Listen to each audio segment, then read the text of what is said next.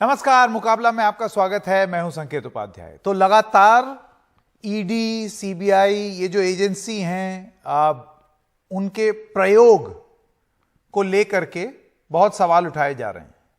उनके उपयोग या दुरुपयोग को लेकर के भी बहुत सवाल उठाए जा रहे हैं। उनकी शक्तियों को लेकर के सवाल उठाए जा रहे हैं। ये मामले अदालतों में जा रहे हैं। लेकिन एक चीज जो एक कड़ी की तरह, एक श्रृंखला की तरह देखी जा रही है, वो ये है कि मुख्य रूप से ये बहुत सारे मामले विपक्ष के नेताओं के प्रति हैं, उनके खिलाफ हैं। ऐसे में एक सवाल मन में जरूर आता है, और राजनीतिक रूप से आप देख रहे हैं आंदोलन भी हो रहा है, सड़क पर आंदोलन, सड़क के बाहर अदालतों में चुनौती, और वो इसी हिसाब से की जा रही है कि ये सारे कानून, नियम कानून, भ्रष्टाचार, सारी चीजें विपक्ष में ही क्यों दिखाई दी जा रही हैं। इसके अलावा अगर आप और विपक्ष की पार्टियों का हाल देख लें, जैसे कि मसलन शिवसेना की बात कर लें, तो वहां पर एक वर्टिकल स्प्लिट, यानी कि शिवसेना टूट गई है और बिखर गई है। कांग्रेस पार्टी के संदर्भ में भी यह बताया जाता है कि कांग्रेस पार्टी उतनी मजबूत नहीं है, और वो हम देख रहे हैं चुनाव दर चुनाव किस तरीके से कमजोर होती चली जा रही है। आम आदमी पार्टी को कुछ बढ़त मिली है, लेकिन वो उस तरीके से एक नेशनल ऑपोजिशन फ्रंट की तरह उभर करके नहीं आई है। तृणमूल कांग्रेस ने कोशिश की है नेशनल पार्टी बनने की, लेकिन मुख्य रूप से वो पश्चिम बंगाल की पार्टी है। तो मुकाबला में आज जो बड़ा सवाल हम पूछ रहे हैं वो है अपनी खुद की चुनौती। ईडी, आईटी, सीबीआई, क्या यह है विपक्ष के वर्चस्व की लड़ाई, विपक्ष के वजूद की लड़ाई? आइए मुकाबला शुरू करते हैं। अखिलेश प्रताप सिंह हैं कांग्रेस पार्टी के, विजय जौली आप भारतीय जनता पार्टी से, आनंद दुबे शिवसेना उद्धव ठाकरे गुट, और रजत सेठी आप राजनीतिक विश्लेषक हैं। आप सब लोगों का बहुत बहुत धन्यवाद हमारे साथ जुड़ने के लिए। मुकाबला शो का फॉर्मेट एकदम सिंपल है। शुरुआत में हम हर किसी वक्ता को 1 मिनट का समय देते हैं अपना शुरुआती वक्तव्य रखने के लिए। तो अखिलेश प्रताप सिंह, आपसे शुरू करते हैं। आपका 1 मिनट शुरू होता है। आप देखिए, आपने कहा विपक्ष के वर्चस्व की लड़ाई है। ये विपक्ष के वर्चस्व की लड़ाई नहीं है, ये लोकतंत्र के वर्चस्व जिंदा रहने की लड़ाई है। क्योंकि लोकतंत्र का गला इस समय, जब से अटल जी के बाद की जो बीजेपी है उसका जब से कार्यकाल आया है, लोकतंत्र का रोजाना गला घोंटा जा रहा है। और ये कोई नई बात नहीं है जिस तरह से ये नई सरकार कर रही है। इनके जो आइडियल थे ईस्ट इंडिया कंपनी पार्ट 1, वो भी यही करते थे, लोकतंत्र का गला घोंटते थे। सरकार देश के वजूद के, देशवासियों के वजूद के, देशवासियों की आवाज कोई सुने, सरकार संवेदनशील सरकार हो, इसके वजूद की लड़ाई है। क्योंकि जब सरकार खुद कहे आज के तारीख में कि महंगाई कहीं नहीं है, रुपया डॉलर के मुकाबले 80 से ऊपर कह गया, वित्त मंत्री कहे कि वो अपने रुपया अपने गंतव्य को जा रहा है, पेट्रोलियम प्रोडक्ट महंगाई नहीं है, कड़वा तेल 200 के ऊपर चला गया, महंगाई नहीं है, रोजी रोजगार कारोबार है ही नहीं है, इसका कोई बात ही नहीं है। तो इसके वजूद की लड़ाई है। एक संवेदनशील सरकार जी रहे, वापस आऊंगा आपके पास। इसकी लड़ाई है। 1 मिनट का समय आपका खत्म हो गया, वापस लौट करके आएंगे। डॉक्टर विजय जौली, आपका 1 मिनट। देखिए, स्वतंत्रता प्राप्ति के बाद भारत में 60 वर्षों से भी ज्यादा कांग्रेस पार्टी और उनकी समर्थित पार्टियों ने देश पर राज किया। और जो गड़बड़, जो घोटाले, जो कोल स्कैम, जो भ्रष्टाचार के मामले थे, वो जब कोर्ट के अंदर गए और उनको ईडी ने, सीबीआई ने, आईटी ने, उनकी छानबीन गई और तभी वो गए। और अभी आजकल जिस मुद्दे के ऊपर बहुत शोर मच रहा है, राहुल गांधी और सोनिया गांधी को प्रताड़ित करने के आरोप लगाए जा रहे हैं, वो कांग्रेस सरकार के कार्यकाल 2012 में दर्ज हुआ। और अगर किसी राजनीतिक दल को या इंडिविजुअल को सीबीआई पर, ईडी पर, आईटी पर कोई भी उसका आरोप है या उसके ऊपर विश्वास नहीं है, तो कोई भी व्यक्ति कोर्ट ऑफ लॉ में जाकर हाई कोर्ट या सुप्रीम कोर्ट में अपनी दुहाई दे सकता है। ये कांग्रेस के समय के अनुसार नहीं, जब देश के अंदर 1975 में इमरजेंसी लगाकर सबका मुंह बंद कर दिया गया था। ठीक है, ठीक जी। डॉक्टर जौली, वक्त खत्म हो गया, मैं वापस आऊंगा आपके पास। आनंद दुबे शिवसेना उद्धव ठाकरे गुट। आपका 1 मिनट। संकेत भाई, जिस प्रकार किसी भी स्वस्थ लोकतंत्र में सरकार महत्वपूर्ण होती है, उसी प्रकार विपक्ष की भी भूमिका होती है, वो भी बहुत ही महत्वपूर्ण होती है। लेकिन पता नहीं पिछले 7-8 वर्षों में जिस प्रकार के वर्तमान केंद्र सरकार ने एक कसम खा रखी है कि हमें इस देश में विपक्ष नहीं चाहिए।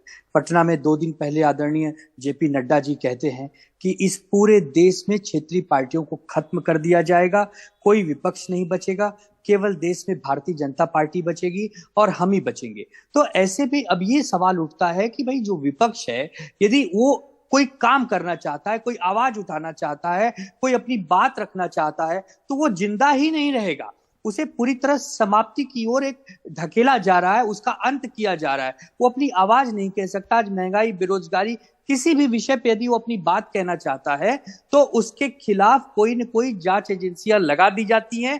बाद में भले वो निर्दोष साबित हो, लेकिन पहले तो उसकी हत्या हो जाती है। जी, रजत सेठी, शुरुआती वक्तव्य। संकेत जी नमस्कार। देखिए, जो राजनीतिक परिस्थितियां थी आज से 10-15 साल पहले, वो थोड़ी सी भिन्न थी।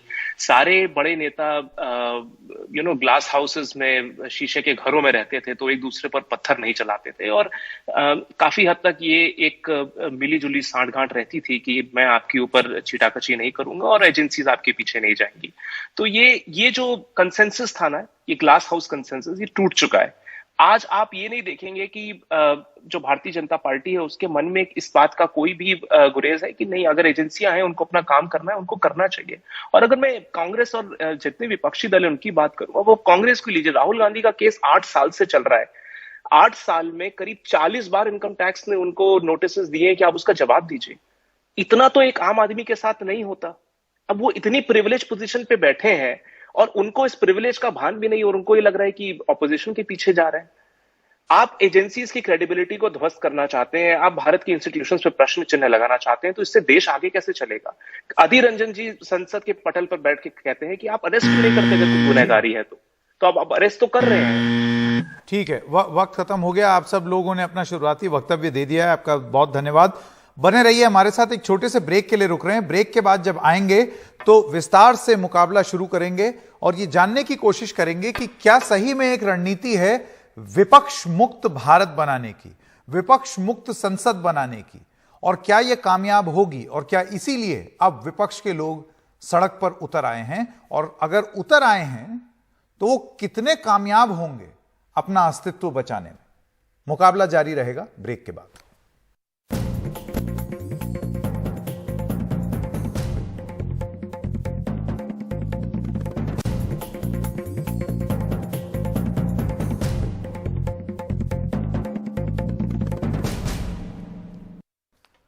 मुकाबला के दूसरे भाग में आपका फिर से स्वागत है। मैं अखिलेश जी आपसे शुरू करना चाहता हूं। देखिए, फ्राइडे को कांग्रेस पार्टी की ये जो प्रोटेस्ट मार्च हुई, काला वस्त्र पहन करके कांग्रेस के लोग उतरे मैदान में, ये जितना आपके हिसाब से जो आप कहते हैं कि सरकार की दमनकारी नीति के खिलाफ आप लोग प्रोटेस्ट कर रहे हैं, धरना दे रहे हैं, उससे ज्यादा ये भी कितना जरूरी हो जाता है कि ये वजूद की लड़ाई हो गई है। जैसे कि मैं आपको बताऊं, ये सवाल मैं आपसे क्यों पूछ रहा हूं। अशोक गहलोत ने और राहुल गांधी ने इस बात का जिक्र बार बार फ्राइडे की अपनी प्रेस कॉन्फ्रेंस में किया कि अब लोगों को खड़ा होना पड़ेगा, आप चुप नहीं बैठ सकते, कल को नंबर आपका होगा। देखिए, जो तानाशाह होता है ना, वो सिर्फ विपक्ष से नहीं डरता है। जो भी उससे आवाज सवाल करता है, जो भी उसकी क्रियाकलाप पे प्रश्न लगाता है, जो भी उससे मत भिन्न है, वो चाहे संस्थाएं हो, चाहे स्वतंत्र संस्थाएं हो, जिसमें आप लोग भी आते हैं, मीडिया, वो सबको दबाता है। आप याद करिए, ईस्ट इंडिया कंपनी के समय, सिर्फ विपक्ष की बात मैं नहीं कर रहा हूं, विपक्ष हो या राजनीतिक दल तो अपना काम कर रहे हैं। जो मुख्य धारा के मीडिया थी वो ईस्ट इंडिया कंपनी के साथ थी। जो राष्ट्रभक्त मीडिया थी वो अपना साइडलाइन होकर के उनको कर दिया गया था। वो अपने सामर्थ्य से देश की बातें जनता तक पहुंचा रहे थे। वही आज है और ये फैक्ट है। अगर गलत के खिलाफ सब लोग मिलकर आवाज नहीं उठाएंगे तो एक एक करके सबकी बारी आएगी। आज क्या है इस देश में, हम दो और हमारे दो की एक कंपनी है, उसमें 4 डायरेक्टर हैं, इन्हीं 4 की चांदी है, बाकी सबकी तो महंगाई, बेरोजगारी और तानाशाही की अंधेरी रात है। लेकिन अखिलेश जी, एक सवाल ये पूछा जाता है मुझे, अखिलेश जी, बीजेपी से अभी ये सवाल पूछा जाएगा, वो बोलेंगे कि कहां महंगाई और कहां जनता त्रस्त है। देखिए, चुनाव दर चुनाव हम जीतते चले जा रहे हैं, तो कौन सी जनता की आवाज उठा रही है कांग्रेस पार्टी? अब इस बात का आप जवाब कैसे देंगे? तो अभी ये सवाल हुआ था राहुल गांधी जी से भी, मैं बहुत पहले से भी कहता हूं, हिटलर भी तो चुनाव जीतता था, बहुत से खूंखार दुर्दांत लोग भी चुनाव जीत जाते हैं। तो इसका मतलब क्या कि सब कुछ सही है? इसका चुनाव जीतना ही क्या सब कुछ मानक है कि सब कुछ सही चल रहा है? अगर ये तो है नहीं। अगर हमारे देश के वित्त मंत्री ये कहें कि रुपए अपने गंतव्य को जा रहा है, हम कुछ नहीं कहते हैं। संकेत जी, आदरणीय मोदी जी के जो पिछले 8 साल और उसके 1 साल पहले के जो बयान हैं, कम से कम 200-300 बयान होंगे, हर इशू पे हैं, उसको दिखा दिया करिए दिन में एक बार, एक बयान एक दिन, एक बयान एक दिन, अपने आप आ जाएगी। लेकिन जिस दिन आप लोग दिखाना शुरू कर देंगे, बहुत आप लोग भी झेले हैं, एनडीटीवी भी बहुत झेला है, ईडी, उस दिन समस्याएं आपके सामने शुरू हो जाएंगी। क्योंकि जो सवाल करेगा, जो तानाशाह होता है ना, वो सबसे पहले उसी से डरता है जो उससे नहीं डरता है। तो ये मेंटेलिटी होती है, डराने की कोशिश हो रही है। अभी एक सज्जन ज्ञान दे रहे थे कि ग्लास हाउस में रहते थे लोग। हाँ, ग्लास हाउस वाली बात। 2G और कोल में क्या हुआ? हाँ, एक कोई सज्जन थे ज्ञान दे रहे थे, 2G और उसमें क्या हुआ पता लगा ना आपको? क्या हुआ? माफी मांगनी पड़ी थी सबको और कुछ नहीं हुआ। किस तरह से झूठा आडंबर खड़ा करके किया गया था। अब वो बताते, अब भ्रष्टाचार की कहिए तो मैं 500 उदाहरण गिनाना शुरू कर दूं। जी, थोड़ा मैं घूम करके वापस आपके पास आता हूं। कश्मीर से शुरू करता हूं और वक्ताओं के पास भी चले जाएं। जो ये पूरी जो लंबी फहरिस्त आप बता रहे हैं, ये आप आगे दे दीजिएगा। डॉक्टर विजय जॉली, अब मैं आपके पास आना चाहता हूं और आपसे जानना चाहता हूं, आपने सुना कांग्रेस पार्टी का क्या कहना है कि ये उनके वजूद की लड़ाई नहीं है, ये देश में संविधान बचाने की लड़ाई है, ये देश में लोकतंत्र बचाने की लड़ाई है। संकेत जी, मैं आपके माध्यम से अपने कांग्रेस के मित्रों को और उस घिसे पिटे पिटे पिटे एक चुनाव में नहीं, अनेक चुनावों में देश की जनता ने जिनको नकारा है, 2014 के पार्लियामेंट्री इलेक्शंस में, 2019 के पार्लियामेंट्री इलेक्शन में और उसके साथ साथ अनेक राज्यों के चुनावों में, जो चुनावों के अंदर लोगों ने अपना मत दिया है, वो सबसे बड़े लोकतांत्रिक नेता नरेंद्र मोदी जी और उनकी पार्टी भारतीय जनता पार्टी में अपना मत और अपना पक्ष दिया है।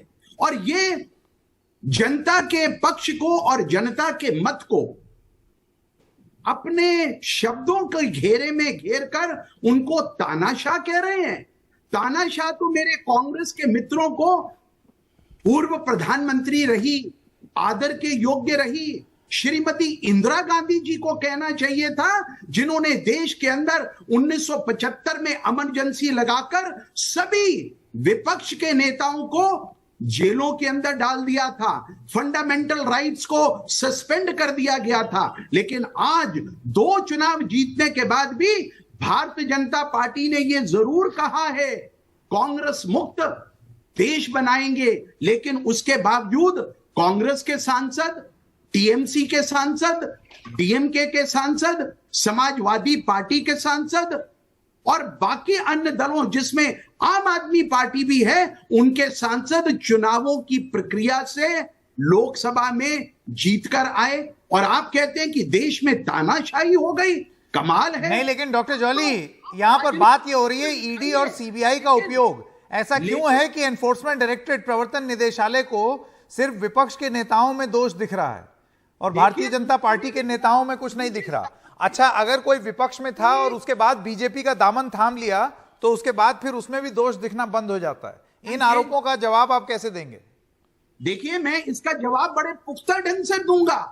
भारत के अंदर हरेक व्यक्ति, हरेक राजनीतिक दल, चाहे वो पक्ष में हो या विपक्ष में हो, और कोई ऑर्डिनरी आदमी भी जो जमीन पर चलने वाला हो, अगर उसको किसी के ऊपर आरोप लगाना है, आरोप के साथ तथ्य इकट्ठे करने हैं, तो वो कोर्ट में जा सकता है, ईडी के पास जा सकता है, सीबीआई को लिख के दे सकता है। और उसके ऊपर ये जो स्वतंत्र निकाय हैं, इन स्वतंत्र निकायों के अंदर जहां पर मुझे नहीं लगता कि कोई राजनीतिक पेच चलते होंगे। अगर आज विपक्ष कहता है पेच चलते हैं, तो 60 साल से क्या उनमें पेच नहीं चलते होंगे?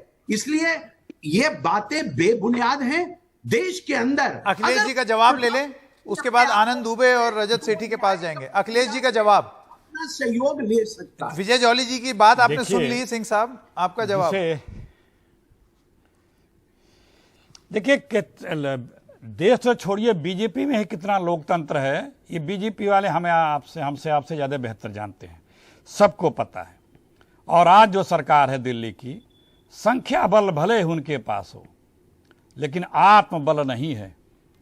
राहुल गांधी, प्रियंका गांधी अगर 2 मिनट के लिए जमीन पे धरने पे बैठते हैं तो सरकार उन्हें किस तरह से घसीट के उठाती है। क्यों भाई, तुम्हारी सरकार इतनी मजबूत है तो क्यों कहीं चूल्हे हिल रही है, क्यों चूल्हे हिल रही है? एक प्रेस कॉन्फ्रेंस कर देने के बाद साहब के जंगल में एकदम भगदड़ मच जाती है, मंत्री, मुख्यमंत्री तमाम उतर पड़ते। क्यों? संख्या बल है आपके पास, आत्मबल नहीं है। क्योंकि आपकी आत्मा जानती है कि आप इस देश और देशवासियों के साथ गुनाह कर रहे हैं, इस संविधान के साथ गुनाह कर रहे हैं, यहां के लोगों को जिसने आपको चुना है उनके साथ आप गुनाह कर रहे हैं। यह अच्छी तरह से आपको भी पता है। इसीलिए आप एक आवाज, जो जनता की आवाज बनके कांग्रेस पार्टी आज सड़कों पे है, राहुल गांधी, प्रियंका गांधी, जिसका सोनिया गांधी नेतृत्व कर रहे हैं, उससे आपके चूल्हे हिले तो थरथरा जाते हैं आप। अगर इतना ताकत है तो कांग्रेस के समय जो प्रदर्शन करते थे, प्रधानमंत्री जाके उनको कई बार तो उनको ज्ञापन लेते थे, उनको जहां तक जाते तो वहां तक जाने की छूट दी जाती थी। याद करिए अपने समय में, अभी 5-7 साल पहले किस तरह से क्या क्या करते थे आप लोग। कभी किसी को घसीट के या उठाया, अरेस्ट किया? क्योंकि उस सरकार में आत्मबल था। जौहली जी का जवाब। सरकार में आत्मबल 0 है। जौहली जी आपका जवाब। देखिए, मैं अखिलेश जी को बताना चाहता हूं और बड़ा हंसते हुए बताना चाहता हूं। थाईलैंड छिपकर जाऊंगा, नेपाल चुपके से जाऊंगा, चाइना बिना बताए जाऊंगा, लंदन अकेले जाऊंगा, लेकिन ईडी के ऑफिस में शोर मचाकर जाऊंगा।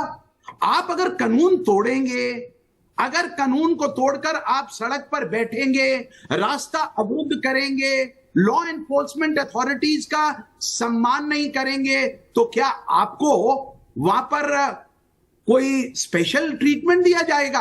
हम भी जब विपक्ष में थे और हम भी जब कांग्रेस पार्टी के खिलाफ विरोध प्रदर्शन करते थे, तो डॉक्टर विजय जौहली ने भी अखिलेश जी लाठियां खाई हैं। इसलिए यह मत बोलिएगा कि भाजपा के शासन के अंदर भ्रष्टाचार आरोपी सोनिया गांधी और राहुल गांधी जो सड़कों पर उतरे, केवल उनके साथ पुलिस ने दुर्व्यवहार किया है। अगर आप कानून को अपने हाथ में लेंगे तो उसकी मार भी सहन करने के लिए तैयार रहिए।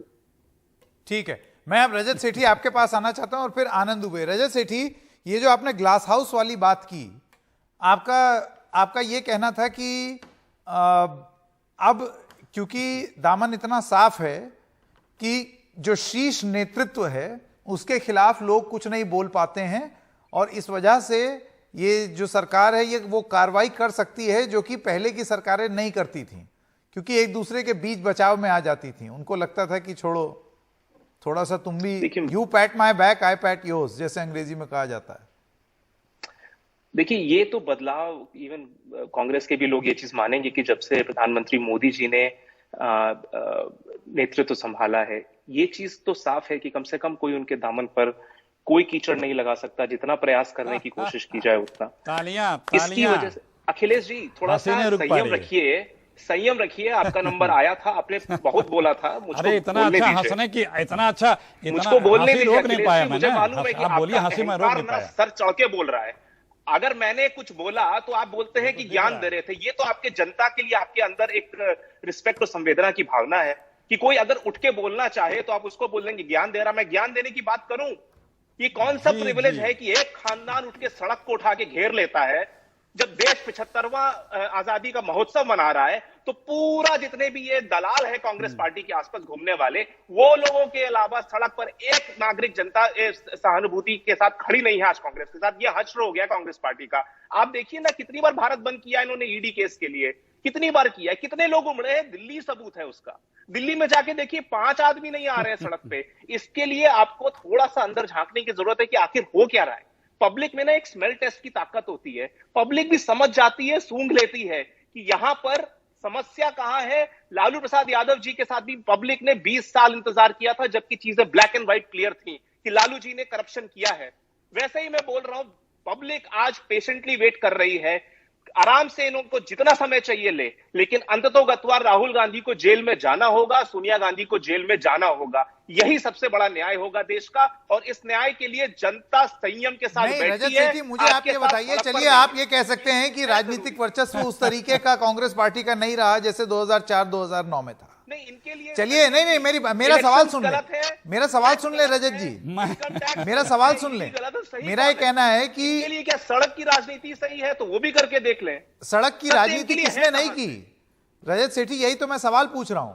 जब 2011 में अन्ना एजिटेशन हुआ था तो वो काम महलों में हो रहा था, सड़क पे हुआ था। बिल्कुल सही बात है, तो करें। क्या रेस कोर्स रोड के बाहर उस समय जो प्रधानमंत्री का दफ्तर था, घर था, वहां पर लोग जाकर के धरना नहीं करते थे? करते थे। 5 आदमी भी खड़े होते सड़क पे, तो नहीं है ना।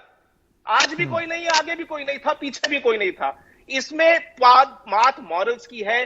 कांग्रेस पार्टी ने आज तक आके एक प्रेस कॉन्फ्रेंस क्यों नहीं करी? इतना ज्ञान देते हैं, एक महीने में एक बार भी प्रेस कॉन्फ्रेंस नहीं करी कि मोटा मोटा ये हिसाब किताब है।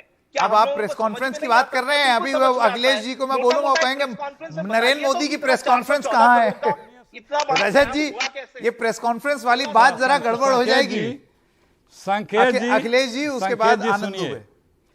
ये प्रेस कॉन्फ्रेंस वाली बात जो है वो गलत डायरेक्शन में चली जाएगी। 70 सालों, सबका जवाब दे रहा हूं, सबका जवाब दे रहा हूं। 70 सालों बाद इन्हें सत्ता मिली है। ये अहंकार में इतने चूर हैं कि रावण नहीं टिका, ये कहां टिकेंगे? 700 सालों ये दूरबीन से ढूंढे नहीं मिलेंगे। प्रेस कॉन्फ्रेंस, और मोदी जी पिछले 20 सालों से हैं राजनीति में। अरे जब 1-2 बार इंडिविजुअल पत्रकारों से भी बात किया तो उन्होंने अपने ज्ञान का इतना बड़ा इजहार कर दिया कि उसको दोबारा कोई रिप्ले नहीं करने का साहस करता है, रिप्ले नहीं कर पाता, क्योंकि बादलों में जब फाइटर प्लेन को राडार से बचा लेने का ज्ञान हमारे साथ है। अरे सुनिए जनाब, अरे भैया, एक प्रॉम्प्टम अगर बंद हो जाता है तो दुनिया के सामने भारत की कितनी बदनामी होती है। एक मिनट बीच में ना बोलिए, अरे सुन तो लीजिए, कलाई खुलने दीजिए। अरे आपकी कलाई खुल रही है तो आप परेशान हो रहे हैं। संकेत जी जना एक करके, रजत मैं आऊंगा आपका, सबको दुनिया के सामने, पूरे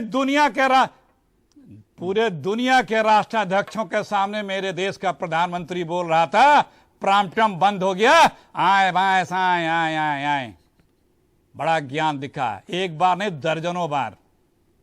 ये चले हैं बात करने।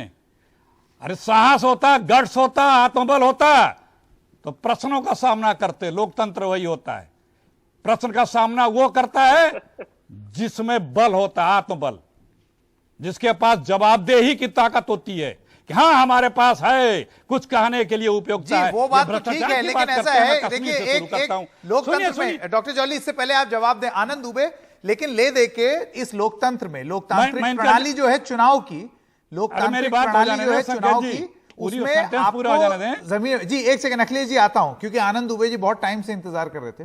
दुबे जी, मैं आपसे ये जानना चाहता हूं कि एक लोकतांत्रिक जो प्रणाली है उसमें आप जनता के बीच में कितने सक्षम हैं अपनी बात रखने में? आप हो सकता है सही हो सकता है कि ये एक एजेंडा चल रहा है सरकार की ओर से, एक दमनकारी नीति है, जो आप सब बोल रहे हैं सब मान लेते हैं कि सिर्फ विपक्ष के ही लोग दिखते हैं, और अगर कोई भी बीजेपी से हाथ मिला ले तो वो एकदम साफ हो जाता है, वॉशिंग मशीन, पाउडर, दुनिया जहां की बातें हम कर चुके हैं।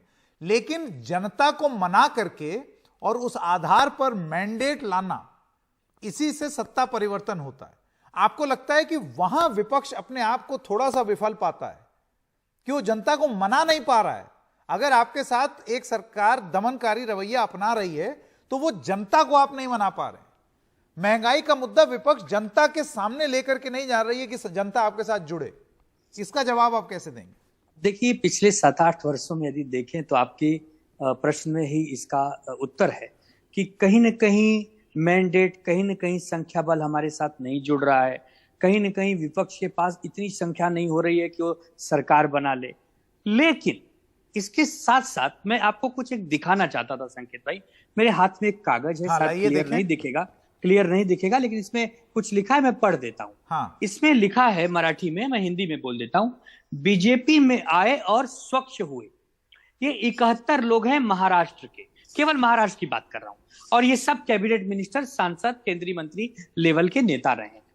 अब एक बात है इसमें हैरानी वाली कि जैसे भावना गवली, जैसे अर्जुन खोतकर, जैसे प्रताप सरनाईक, जैसे यामिनी जाधव, और भी बहुत, मतलब अब 71 हैं तो बहुत लंबा समय जाएगा, मैं 4-5 का नाम लिया हूं। मुझे खुशी तब होती, या हमें खुशी तब होती, जब सुबह 7 बजे इनके घरों पर भी जॉली भाई के ईडी के लोग जाते और बोलते कि भाई आपको ईडी के समन से, चलिए आपका बुलावा आया है, आपसे पूछताछ करनी है, या आप नहीं आएंगे तो हम आपके घर पर छापे मारेंगे, इंक्वायरी करेंगे।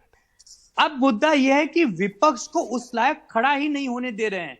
विपक्ष को क्या कर रहे हैं कि पहले 2 समन्स, 3 समन्स में ही रेड, उसके बाद सीधा अरेस्ट, सीधा कोर्ट में प्रोड्यूस, उसके बाद तारीख पे तारीख, या फिर जेल या तो बेल। अब इसमें जेल और बेल में भी एक बहुत बड़ा समंजस है कि यदि आपको 25 दिन 30 दिन बाद बेल भी मिल जा रही है, लेकिन आप तो कलंकित हो गए, आपके ऊपर तो अपमान का दाग लग गया कि आप चोर हैं, आप बेईमान हैं, और बाद में पता चल रहा है कि नहीं आपने तो इतनी बड़ी चोरी ही नहीं की थी, आपका तो चोरी था ही नहीं, आप इसमें इन्वॉल्व भी नहीं थे। चलिए, एक वहां से निकल गए। तो संकेत भाई, आपका जो प्रश्न था कि विपक्ष में वो ताकत नहीं है, या विपक्ष में वो माध्यम नहीं है कि वो सरकार के खिलाफ वोट ला सके, कैसे लाएगी संकेत भाई, जब विपक्ष को बोलने से रोक दिया जा रहा है, विपक्ष को पूरी तरह से घेराबंदी कर दी जा रही है। एक पार्टी जिसकी सरकार चल रही थी, उसको पीठ में छुरा भोंक कर 2 पार्टों में बांट दिया गया, कुछ लोगों को अपने साथ लेकर चले गए, पहले बोले कि हम इसमें इन्वॉल्व नहीं थे, और फिर बाद में अपना ही समर्थन देके 50 सीटों के व्यक्ति को मुख्यमंत्री बना दिए। तो विपक्ष बचेगा कैसे? आपका सवाल बहुत वाजिब है, जायज है, लेकिन जॉली भाई, अगर आप इस पर पर्दा हटाएं कि विपक्ष को क्या उतनी शक्ति भी पहले लोगों, पार्टियां नहीं देती थी, सरकारें नहीं देती थी कि वो भी आपसे आंखों से आंखें मिलाकर लड़ाई लड़ सके? पहले ऐसा होता था, अटल जी करते थे, नेहरू जी करते थे, इंदिरा जी करती थी, मुझे याद है हम बहुत छोटे थे, चंद्रशेखर जी थे। मेरे ख्याल से ये जो सवाल उठा रहे हैं आनंद दुबे जी, विजय जॉली जी, वो ये है कि एक जो सम्मान होता है विपक्ष और सरकार के बीच में, कि आप आलोचना कर रहे हैं लेकिन जानी दुश्मन नहीं बन जा रहे। बस वो चीज अब हो गई है कि अब विपक्ष मतलब जानी दुश्मन। मैंने हटा दो इनको नजरों के सामने से। जी और अखिलेश जी के वक्तव्यों को सुना।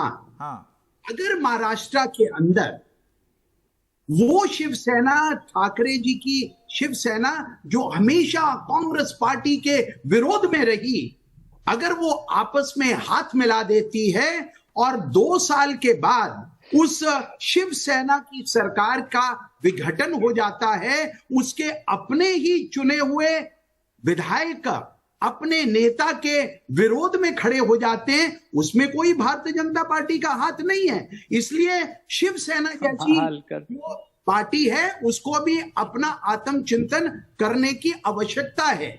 और ये बार बार कहना कि जी ये हो गया, वो हो गया, मेरा ये मानना है कि आज विपक्षी दल देश के स्वतंत्र व संवैधानिक निकायों के ऊपर प्रेशर बनाने की कोशिश कर रहे हैं, धरना दे के कोशिश कर रहे हैं। मैं इनको बताना चाहता हूं और इनसे पूछना चाहता हूं, 27 मार्च 2010 को सुप्रीम कोर्ट द्वारा नियुक्त एसआईटी ने 11 घंटे गुजरात के मुख्यमंत्री तब रहे नरेंद्र मोदी जी से पूछताछ की थी। वो अपने साथ सांसद लेके नहीं गए थे, उन्होंने धरना प्रदर्शन नहीं किया था। लेकिन जिस प्रकार से आज की राजनीति बन गई है, जो स्वतंत्र निकाय हैं, जो जुडिशरी है, जो मीडिया है, जो ईडी है या सीबीआई है, उसको आप आरोप लगाओ और भाग जाओ। आपको किसने रोका है? अपनी सरकारों को अपने कदमों पर खड़ा होने के लिए, क्योंकि आप स्वयं कमजोर हैं। देश की जनता अब आपके झूठे वादे और भुलावों में नहीं आती है। इसलिए देश का प्रधानमंत्री नरेंद्र मोदी और भारतीय जनता पार्टी की साख को कैसे हर रोज डे इन डे आउट यहां पर अखिलेश जी एक आखिरी सवाल अब आपसे। देखिए यहां पर जो विजय जॉली का ये कहना है कि जनता अपने साथ लाओ और जंग जीत जाओ, और अगर जनता आपकी बात से कन्विंस नहीं होगी अखिलेश जी, अगर जनता ही उसको विश्वास नहीं होगा, आप में कन्विक्शन नहीं होगा, तो फिर बात आगे कैसे बढ़ेगी? देखिए ये भारत भावना प्रधान देश है। कुछ मामलों में भावनाओं को कह के करके दिल्ली की सरकार में आ गए। लेकिन क्या मध्य प्रदेश में जनादेश मिला था उन्हें? कर्नाटक में जनादेश मिला था, उत्तराखंड में मिला था, बिहार में मिला था, महाराष्ट्र में मिला था, गोवा में मिला था, अरुणाचल में मिला था, मेघालय में मिला था? ये क्या है? जहां जनादेश नहीं मिलेगा वहां ये धनादेश, बल के देश और इन सब जो इनकी एजेंसियां हैं, विभाग बीजेपी के, उनके बल पे लूट लेंगे। ये और क्या है? लोकतंत्र की लूट नहीं है तो क्या है? ये संविधान की हत्या नहीं है तो क्या है? क्यों आपको वहां की सरकार ने नहीं चुना? और ये कोई जरूरी नहीं है कि आप ही हमेशा चुने जाएंगे।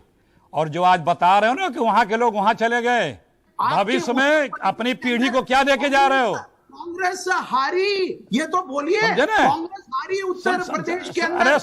अरे सुनिए भैया, अरे सुन लो, बीच में ना बोलो। हम तो हार जीत को तो हम सम्मान से लेते हैं और अब जनता के बीच में जाके अपना काम करते हैं। रात को 2 बजे गवर्नर से चुपके से ओथ नहीं कराते हैं। विधायकों को उड़ा करके आसाम, गोवा और नागालैंड नहीं ले जाते हैं, समझे आप? यहाँ पे काम करते रहे 60 साल जोड़ तोड़ की राजनीति। बीच में ना बोलिए जनाब, बीच में ना बोलिए। आप क्या हैं? आपकी पार्टी कैसे रोल करती है? जिसको बोलते थे ना, अरे हम तो छोड़ दो, हम तो विपक्ष हैं। अरे सुन लीजिए, एक मेरी बात सुन लीजिए जाली साहब, जरा मेरी एक बात सुन लीजिए, परेशान मत होइए। अरे परेशान मत होइए प्लीज, आपकी नौकरी बची रहेगी, परेशान मत होइए जाली साहब। हम तो विपक्ष हैं, छोड़िए। पितापुल अडवाणी जी के क्या हाल है? अरे पितापुल अडवाणी जी के क्या हाल है? अरे हम तो विपक्ष, हमारी छोड़िए। आदरणीय पितापुल अडवाणी जी के क्या हालचाल है? जो बुजुर्ग भाजपा थे उनके आज क्या हाल है? किसी को बोलने की हैसियत, हिम्मत है क्या? बीच में डिस्टर्बिंग, ये डिबेट को डिस्टर्ब करते हैं, देश को डिस्टर्ब करने वाले बोलते रहो और मैं सुनता रहो। जो इनकी पोल खोल दे वो डिस्टर्बिंग एलिमेंट। और वो पार्टी कांग्रेस पार्टी ये बड़े बताते हैं कि संकेत जी ने म्यूट कर दीजिए। म्यूट किसी को नहीं किया जाएगा, एक एक करके अपनी बात रख ले। अखिलेश जी अपनी बात खत्म करें, उसके बाद जॉली रहिए, फिर इन्हीं से शोर मचाते रहिए। नहीं जॉली जी, आपके पास मैं आऊंगा, आपको राइट टू रिप्लाई मिलेगा। एक सेकंड हो गया, बहुत बढ़िया। हमारी डिबेट में, मुकाबला में हर किसी को राइट टू रिप्लाई का समय मिलता है। अखिलेश जी अपनी बात खत्म करें, जॉली जी मैं आपके पास आऊंगा। शो ही नहीं खत्म करेंगे बिना आपकी सुने। हाँ, कश्मीर के एक महामहिम राज्यपाल थे। देखिए इनके भ्रष्टाचारों की मैं गिनती गिना रहा हूं। 500 लाखों करोड़ के घोटाले हैं। उस राज्यपाल महोदय ने ऑन रिकॉर्ड कैमरे पे कहा कि मुझसे 2 फाइलों पे दस्तखत करने को कहा गया और कहा गया था कि सैकड़ों करोड़ रुपए मिलेंगे। मैंने नहीं किया, हटा दिए गए थे राज्यपाल महोदय। गुजरात में एक बंदरगाह से लाखों करोड़ रुपए की ड्रग्स आ रहे हैं, हिंदुस्तान में कहां जा रहे हैं? कितने बच्चे बर्बाद हो रहे होंगे? 67 साल में इस देश ने 54 लाख करोड़ रुपए कर्जा लिया था और 8 साल में 101 लाख करोड़ रुपए और कर्जा लिया मोदी ने। कुल 155 लाख करोड़ रुपए इस देश पे कर्जा हुआ। 101 लाख करोड़ रुपए गए कहां? विधायक खरीदने में गए कि सरकार खरीदने में गए? कहां गए? हिसाब होगा इसका भी, चिंता मत करिए। इस देश को जो आप लूट के खंगाल के जा रहे हैं, 17 लाख करोड़ रुपए की प्रिंटेड करेंसी थी। विजय जॉली जी का राइट टू रिप्लाई। उल्टा चोर कोतवाल को डांटे, जिन्होंने 60 साल देश के अंदर भ्रष्टाचार के आधार के ऊपर दलों को तोड़कर माफी मांगे हो 2G और कोल में माफी मांगे हो। वो क्या नाम है, विनोद राय, अब उनको बोलने दीजिए। क्लीन चिट दी है। क्लोन, अरे मुझे भी डिस्टर्ब कर रहे थे ये। हाँ, मुझे भी डिस्टर्ब कर, मैं तो किसी की पीछे बोलता बात नहीं। कर रहे कांग्रेस थे। पार्टी का ये कहना है कि 2G में सब लोग बरी हो गए। केसरी को लॉक स्टॉक एंड बैरल अरे कुछ और नहीं तो उल्टे दोषी पाए गए, आरोप लगाने वाले दोषी पाए गए। पोल में भी यही हुआ। आज 2G में क्या हुआ? अरे भाई 2G में 5G तो उससे कम में ऑक्शन हुआ। संकेत भाई 5G तो उससे कम में ऑक्शन हुआ। ये कौन सा घोटाला है? ये 5G तो उससे कम में ऑक्शन हुआ। जो सरकार ने मिनिमम बिडिंग रखी थी उससे कम में हुआ है। ये भी घोटाला जांच होगी तो चलिए मुझे यहाँ पर बीच में आना पड़ेगा। 2G घोटाला था या 5G घोटाला है, ये सब चर्चा अभी चलती रहेगी। आप सब लोगों का बहुत बहुत धन्यवाद। जी जॉली जी, परेड कर दिखाएंगे, हम सुनने वाले नहीं है। भाई देखिए ऐसा है, पानी पी लीजिए जॉली जी, पानी पी लीजिए। और सरकार, जॉली आप दोनों का, आप सब लोगों का बहुत बहुत धन्यवाद। वक्त खत्म हो गया है। देखिए विपक्ष और सरकार दोनों ही पक्ष और विपक्ष दोनों ही जरूरी है। और अगर कोई ये सोचता है कि विपक्ष मुक्त हो जाए देश, तो ऐसा हो ही नहीं सकता। ये मुमकिन ही नहीं है, क्योंकि ऐसे में अंदर से विपक्ष निकल आएगा। यही लोकतंत्र की सबसे बड़ी खूबी है। एक छोटे से ब्रेक के लिए रुक रहे हैं, अभी हाजिर होते हैं।